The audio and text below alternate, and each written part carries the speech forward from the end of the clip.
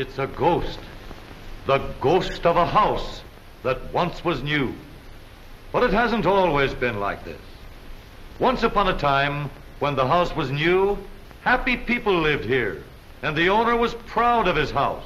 Not a worry in the world. This man's house was his castle. But a year or two passed, and then the trouble began. Just little things at first. A drawer that wouldn't close. A window that wouldn't open. And then greater faults. Things that took time and money. The owner could never permanently cure his house of these ailments. They grew more as time went on. Finally, he gave up.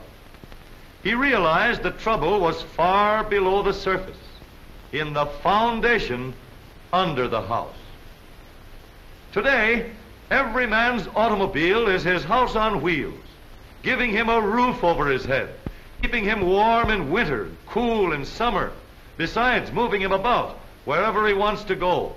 But there are haunted cars, just as there are haunted houses. One shock from an earthquake and a house falls to pieces. But your house on wheels must be built to withstand an earthquake every second or oftener when it's that kind of a road. Rolling and bumping, twisting and turning. If a car does not have a good foundation, it soon becomes the haunt of ghosts. Body joints loosen up, bringing squeaks and rattles. Even the tires get more wear because the car weaves and won't hold the road. A car must have a strong foundation.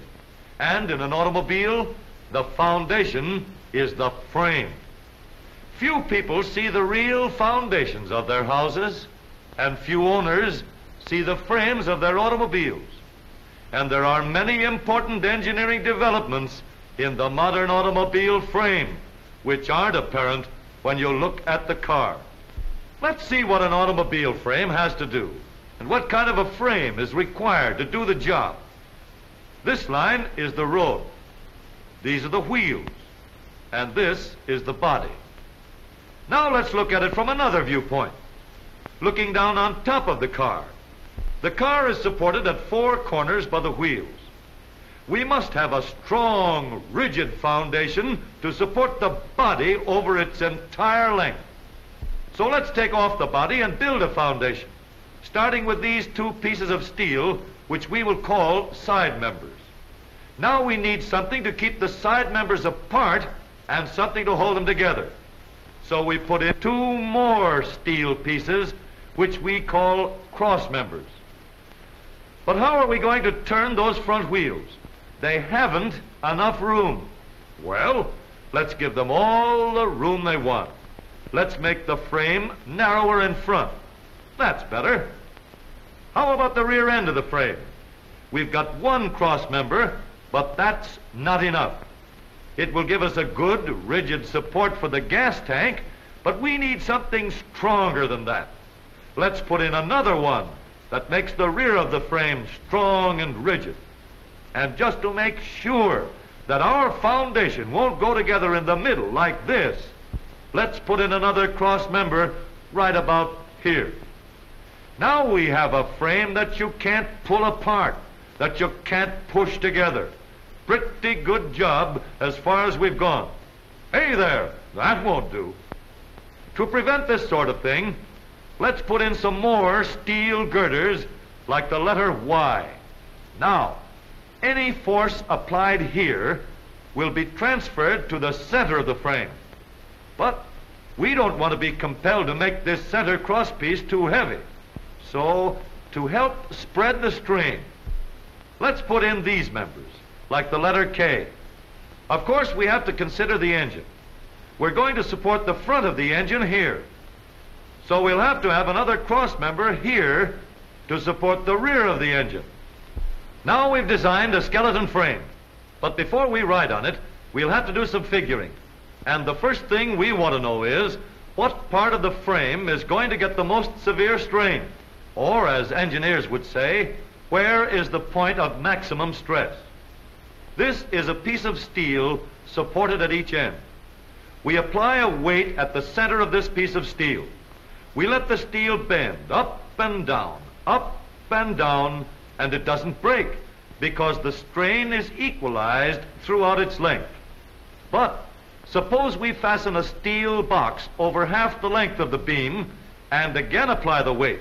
Up and down it bends, but this time it breaks because while this end was held rigid by the steel box above it, this point was doing most of the bending. Right here at the edge of the box was the point of greatest strain. As an engineer would say, the stress was localized. So it is with an automobile frame. The point of greatest strain is here at the front edge of the steel box or body of the car. And on the frame, that point is here. The usual way of building this part of the frame would be to use only one piece of steel. But in this frame, we're going to use two steel girders like this and tie them together with a heavy steel plate known as a gusset. This construction gives us rigid strength where we need it. Another point of great stress is here. So here again, we add a heavy steel plate to give us extra strength. When we ride on the frame we have designed, we'll find that there is another point of heavy strain, here in the hump, where we bent the side member up to get over the rear axle. So we'll give it a reinforcement too. Since we are going to have harmony between the front and rear springs, knee action, on the car we are building, let's make the front end of the car as rigid as possible.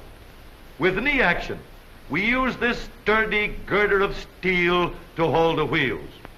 It's time to add these brackets, called step hangers, which support the running boards. And now look out for the rivets. Here they come.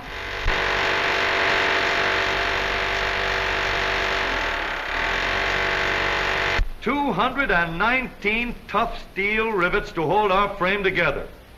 Cold-driven rivets, too, that won't shrink after they're in place.